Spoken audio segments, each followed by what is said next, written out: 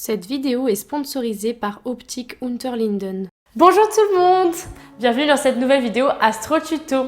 Aujourd'hui, avec Jean-Luc, on va parler de comment choisir un bon télescope, surtout quand on débute. Quelles sont les 3 choses à éviter le plus et quelles sont les 3 choses vers lesquelles il faut plus se tourner. Qu'est-ce que c'est déjà un bon télescope pour toi, Jean-Luc? Bonjour à tous, donc un bon télescope pour moi en fait c'est bête de le dire comme ça, mais c'est un télescope qu'on utilise et si possible qu'on utilise souvent. Et en fait ça définit pas mal de choses et il y a aussi certains astronomes amateurs, je pense à Michel Collard là, qui a inventé le facteur plaisir emmerdement et c'est une bonne approche en fait pour déterminer ce que va être un bon ou un mauvais télescope. C'est-à-dire qu'un télescope, il peut éventuellement peut-être être trop gros, trop compliqué, trop lourd, trop fragile, trop ceci ou pas performant du tout. Il peut y avoir plein de choses. Donc l'un des pièges quand on débute, en fait, ça va être d'aller vers des jouets. Enfin, nous, au moment de Noël, à Ciel Espace, on a souvent des parents, des grands-parents qui cherchent un instrument pour leur enfant. Et en fait, on nous envoie des fois des liens vers des magasins de jouets, des grandes surfaces. Ça peut être plein de couleurs, très ludique et tout, mais en fait la qualité optique va être désastreuse. Donc il faut vraiment se méfier de ces instruments-là et c'est vraiment le premier piège dans lequel on peut tomber. Alors qu'il faut plutôt se diriger vers des magasins spécialisés. Il faut, voilà, ça en comme fait. Optique Unterlinden en ligne d'ailleurs. Aller vers ces vendeurs, ils savent ils connaissent leur matériel et normalement ils sont plutôt de bons conseils. On peut aussi aller voir des tests. Il y en a plein sur Ciel Espace, sur le site de Ciel Espace. On vous met quelques liens en description. Il y a aussi des numéros spéciaux qu'on avait fait, on regroupe tous les tests passés. Certains télescopes éventuellement sont plus en vente, mais on est susceptible de les retrouver sur le marché de l'occasion, qu'il ne faut pas négliger. Le deuxième piège sur lequel on peut, pour moi, un conseil que je préfère éviter pour les gens qui débutent, c'est des instruments qui ressemblent vraiment à des télescopes, comme on les voit dans les livres, dans les films, etc. On a un exemple ici, si on met ça dans le salon, éventuellement ça fait joli. Alors peut-être pas celui-là, parce qu'il est plein de poussière. On l'a sorti de la cave. Voilà, il a fini à la cave, pas pour rien. En fait, si je prends ce télescope, et en fait, on voit que c'est brinque-ballant, c'est complètement instable. Là, si je compare un instrument plus classique de l'autre côté, là, quand je le secoue, il se passe rien, alors que de l'autre côté, ça gigote. Là, je mets la même force de chaque côté. Ici, ça bouge pas du tout, quoi. Et ça, en fait, quand on débute, ça va être vraiment une source de frustration. Si on veut faire les réglages optiques qu'on a abordés dans une autre vidéo, en fait, sur un télescope qui bouge dans tous les sens, en fait, dès qu'on va mettre un coup de tournevis, le télescope, il va peut-être partir ou il va se désaligner. Enfin, ça, c'est vraiment le truc de base à éviter. Et un troisième conseil? Donc, un troisième exemple de télescope à éviter, par exemple, c'est ça. Là, ça a l'air fantastique, là, le télescope, il est tout à fait énorme. On peut prendre du matériel à 50 000 € par exemple, un télescope de 300, 400, 500 mm sur une très grosse monture équatoriale.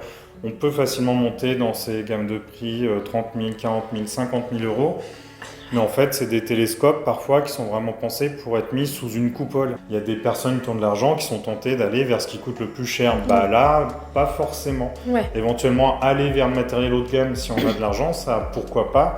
Mais pas aller prendre un équipement qui va peser 100, 200, 300 kilos. C'est la praticité qui est le plus important, quoi. Si on n'a pas chez soi son propre petit observatoire, ça ne sert à rien d'avoir un truc énorme, quoi. Il faut que ça soit transportable, montable, démontable.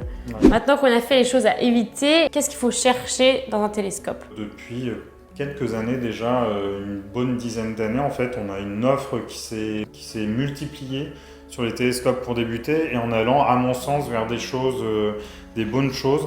On avait testé à Ciel et Espace ce petit télescope. Très mignon. Acuter, c'est une sous-marque de Skywatcher qui est plus connue. Et c'est assez drôle ces télescopes. En fait, en plus, ils ont une vertu pédagogique, c'est-à-dire que là, le télescope, on peut voir l'intérieur. On peut voir l'intérieur. Donc là, on peut voir le miroir qui bouge quand je change la mise au point. Donc ça a une vertu en plus pédagogique. Et celui-ci, il est plus abordable qu'un Skywatcher, du coup, par exemple. En fait, c'est ça. Moi, j'avais coutume de dire, jusqu'à ce que justement cette gamme de télescopes sorte, pour les gens qui nous demandaient des conseils, en disant voilà, Noël, je veux acheter un instrument, j'ai 100, 150 €, des fois même moins de 100 €, qu'est-ce que j'achète?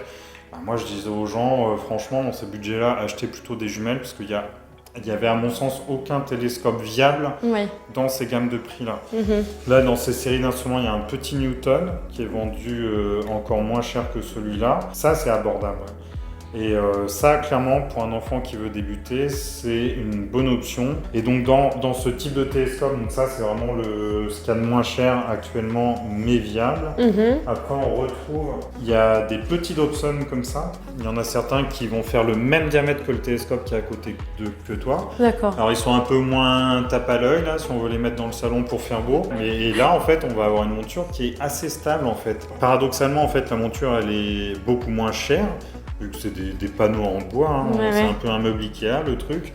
Chez Skywatcher notamment, on monte jusqu'à 130 mm à peu près sur des télescopes de ce type-là. D'accord. Et on est dans des gammes de prix, pour toutes ces familles de télescopes, c'est des ordres de grandeur de prix vers 200-300 euros.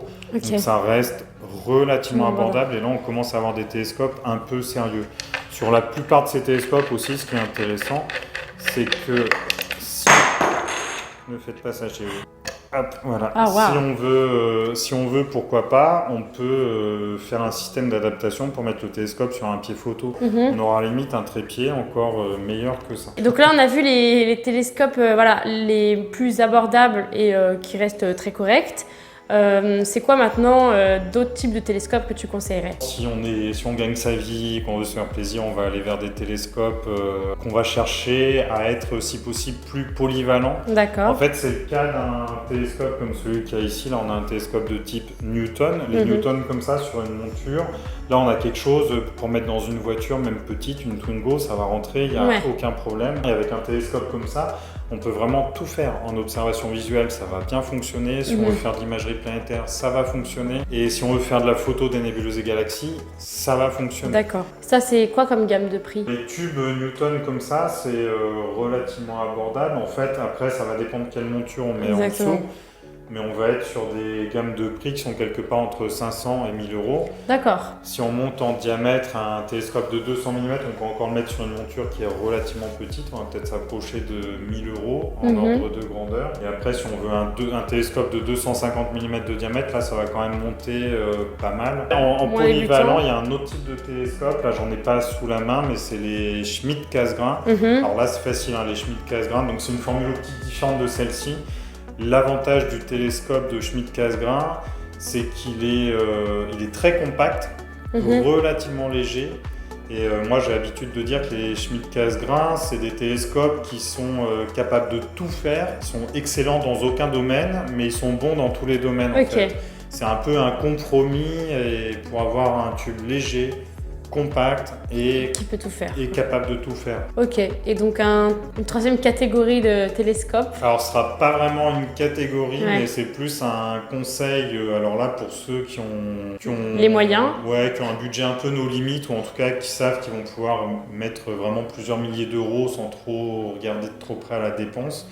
Un conseil que j'aurais tendance à donner, c'est de, pourquoi pas, aller vers le haut de gamme si on le peut. En fait, il y a deux raisons à aller vers le haut de gamme. Évidemment, le matériel est de meilleure qualité. Ça, il n'y a pas de... Et plus résistant dans le temps.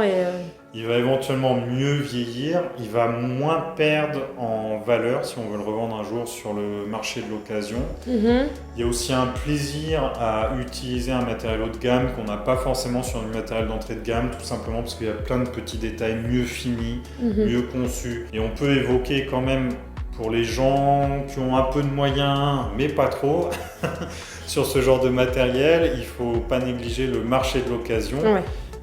Personnellement, moi j'utilise beaucoup de matériel qui est haut de gamme. Dedans, je crois que j'ai rien acheté neuf, à part éventuellement des oculaires, mais j'ai acheté beaucoup de choses d'occasion. Est-ce qu'il y a un site en particulier que tu conseilles qui est assez sécurisé avec des gens qui s'y connaissent ou quoi? Mon conseil serait, on évite Facebook et le Bon Coin de base. D'accord. Sur le Bon Coin, on voit clairement des arnaques et éventuellement il peut y avoir du recel, mais surtout il peut y avoir des arnaques. Le plus simple sur le marché français, c'est d'aller sur les forums existants, principalement AstroSurf, éventuellement WebAstro. D'accord. Les annonces qui sont sur un forum, en général, se retrouvent sur l'autre. Et en fait, quand on va sur ces forums, c'est facile d'aller voir si le matériel proposé, ça correspond à un compte qui est actif. Il suffit de cliquer sur le compte de la personne.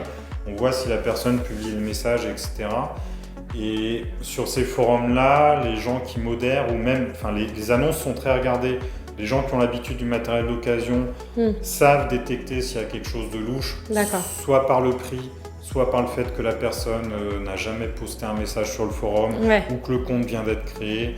C'est assez facile à détecter et en particulier sur AstroSurf, il y a eu très peu de cas d'arnaque. Donc, pour résumer, les 3 choses à éviter quand on choisit un télescope. Un instrument trop peu stable, trop léger. Les jouets, on oublie. On achète sur des boutiques spécialisées. Voilà. Le troisième conseil, c'est d'éviter d'avoir les yeux plus gros que le ventre si on a de l'argent. Donc, Bien on sûr. ne prend pas un télescope trop lourd, trop encombrant ou trop compliqué à utiliser. Et les choses vers lesquelles se tourner. Quand on a un petit budget qu'on débute, c'est plutôt du coup des petits télescopes. Voilà, sur les débutants, moi je conseille tout ce qui est dans la famille des petits Dobson légers, donc de 60 à 130 mm de diamètre. Donc on reste dans des gammes de prix de 100 à 300 €. Ensuite, on peut monter vers quelque chose. Si on a un peu de moyens, on peut aller vers les instruments polyvalents. Donc là, moi je conseille les télescopes de Newton de 150 à 250 mm ou les Schmidt-Cassegrain de 200 à 280 mm de diamètre. Les Schmidt-Cassegrain étant plus chers que les Newton. On peut noter, j'ai pas dit tout à l'heure, mais dans les Schmidt-Cassegrain, Célestron maintenant fait des formules qu'il appelle Edge HD. Et si on peut, c'est vraiment mieux en fait. S'il y a un correcteur et ça améliore vraiment la performance optique, notamment dans le champ. Et ça rend les réglages plus stables. Et le troisième conseil, du coup, c'est quand on peut financièrement se tourner vers le haut de gamme. N'importe quel matériel haut de gamme sera pour moi plus satisfaisant à utiliser, plus durable dans le temps. Et si on veut du haut de gamme et qu'on n'a pas les moyens, on peut penser au marché de l'occasion. Ok, bah écoute, merci Jean-Luc pour tous ces conseils. On espère que ça vous servira. Si vous avez d'autres questions, comme a dit Jean-Luc, n'hésitez pas à en parler aux vendeurs. Vous pouvez aussi contacter l'Association française d'astronomie et aussi nous en parler dans les commentaires. On y répondra avec plaisir. Surtout, on y répondra avec plaisir. Et si ça vous a plu, n'hésitez pas à liker, à vous abonner et à partager notre vidéo. Bisous. À bientôt et bon ciel. La série Astro Tuto est sponsorisée par Optik Unterlinden. Optik Unterlinden, c'est une boutique adressée aux astronomes amateurs. Vous avez le lien de leur site en description ou vous pouvez directement vous rendre sur le site de leur boutique à Colmar. Aujourd'hui, pour cette vidéo et pour vous aider dans votre choix de télescope, nous avons un code promo qui vous fait moins 10% sur le Dobson Flex 200 ou le Dobson FlexTube 200 GoTo avec le code Flex 200 qui s'affiche juste ici. Bonne observation! En bonus, Ciel et Espace vous offre l'abonnement premium au prix du simple abonnement papier avec le code Vive l'Astro.